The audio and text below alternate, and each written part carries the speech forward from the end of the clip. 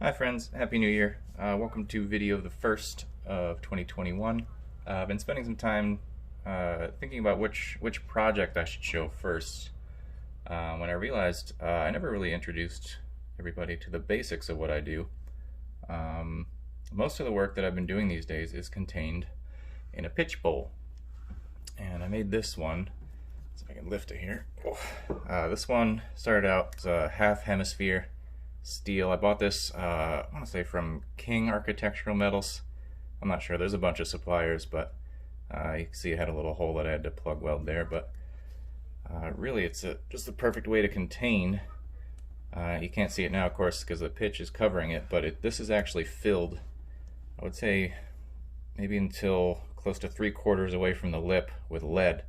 And that gives it quite a lot of weight and stability when it sits in this nice little handy ring here. There's all sorts of supports, but this one here I made with plans on the iron brush forum. If you're not familiar with that, highly recommend you check that out if you're interested in serious metalwork. I can post a link to that in case people didn't catch me if I didn't say it clearly enough.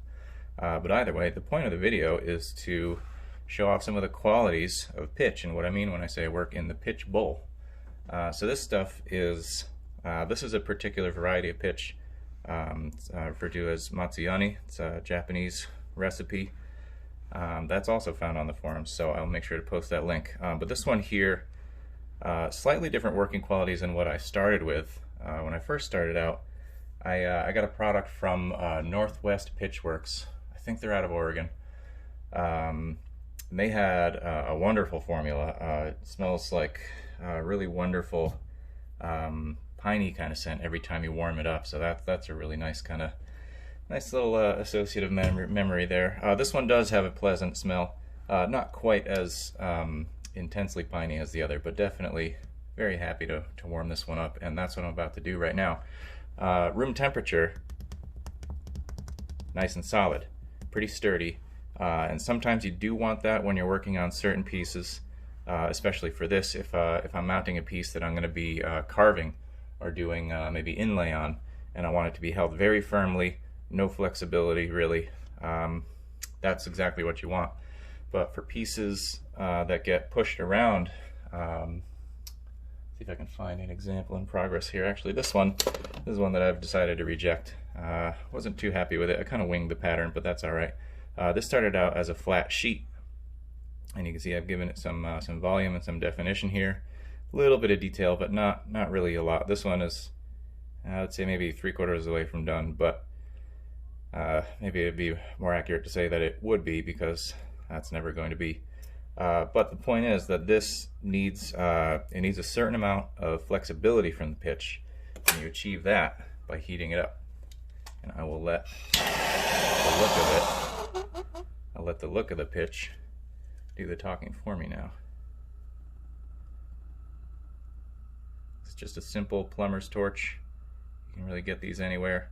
There's all sorts of ways to heat your pitch. This is my preferred method. You can get yourself a little heat gun somewhere. This one, I think if you have the flame nice and low, nice and calm, just run it over evenly. Don't sit in one spot too long. You'll start boiling the stuff. You can see already everything's kind of glomming together. It's all looking nice and sheeny, nice and smooth, getting softer, getting warmer. Just gives off a really pleasant smell. One day when smell-o-vision is invented, I can add that to the videos, but for now you're gonna have to live with just looking at it.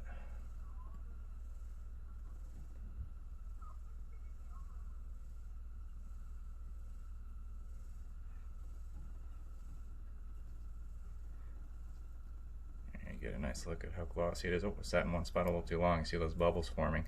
It's not the end of the world if that happens, but generally you want to avoid it. If for no other reason than you don't want a bunch of bubbles forming big voids in here. The whole point of this is that it's a relatively uniform support. And if you're working along on a piece, especially a very thin piece of sheet metal, and you've got a big bubble underneath it, that's just going to collapse into it. It's not going to have the support it needs, so watch out for those bubbles. So that's very sufficiently warm to display, frankly, a pretty dangerous state that this stuff can be in. It is super hot right now, and hot enough for me to just mush it all around. And it is very thin.